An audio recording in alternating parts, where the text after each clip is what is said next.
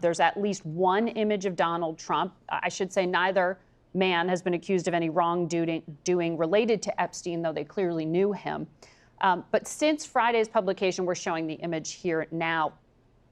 One of the pictures was pulled down. There were 15 images total that were then redacted from the DOJ website. And it's kind of hard to see, but it's an open drawer with a photo of President Trump. Why do you think that was pulled down? Because the Deputy Attorney General says this was victims saying that their privacy or somehow their integrity was being compromised by having that image published.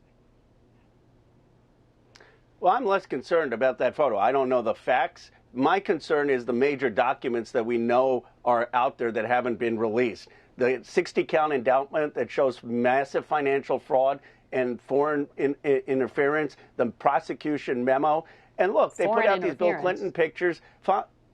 Well, they're allegations that they're foreign governments that potentially were involved. And that all needs to come out. And it needs to come out in the indictments. It needs to come out in the prosecution memos. But the reality is they put out these pictures for Bill Clinton. Fine, put it all out, but don't distract from the fundamental issue, which is who are these powerful people who visited the Rape Island? I mean, there are 1,200 victims. It defies common sense that it was just Epstein and Maxwell, and they're hiding something. And you know why the American people are so upset? My X account had MAGA supporters supporting me for the first time, saying, you know, Pam Bondi whiffed, according to Susan Wiles. She is breaking the law. She needs to be held accountable. You're referring to the Vanity Fair quote that the chief of staff gave saying the whiffed, and she said that Pam Bondi gave them binders full of nothingness, and then when it came to the client list, she said it was on her desk. There is no client list, quote, and it sure as hell wasn't on her desk. Do you see that as an acknowledgement here, though, that the politics have overtaken the substance?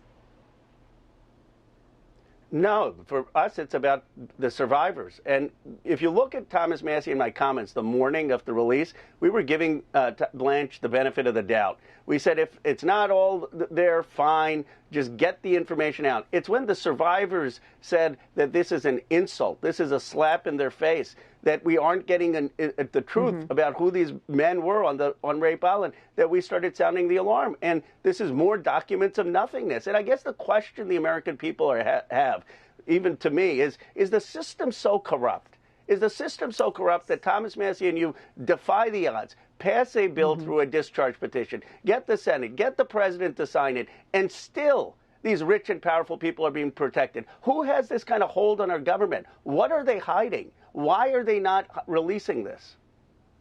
Well, you want what? People involved in those initial investigations down in Florida re-examined and possibly prosecuted?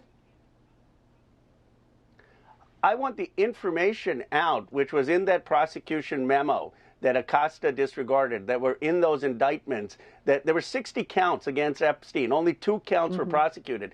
I want to know who were these other people who were on the Epstein's Rape Island, who were the people who saw young girls being paraded around at parties, 13, 14, 15-year-olds, and didn't say anything. And why is it so hard when there's a law requiring these names to come out? What we're seeing is survivors' names come out, but not the men who abused them. And instead of holding elites accountable, Pam Bondi is breaking the law. Well, we will see when you gentlemen come back to work sometime in January what your next measures are. It sounds like you've made it clear you're moving action against the Attorney General.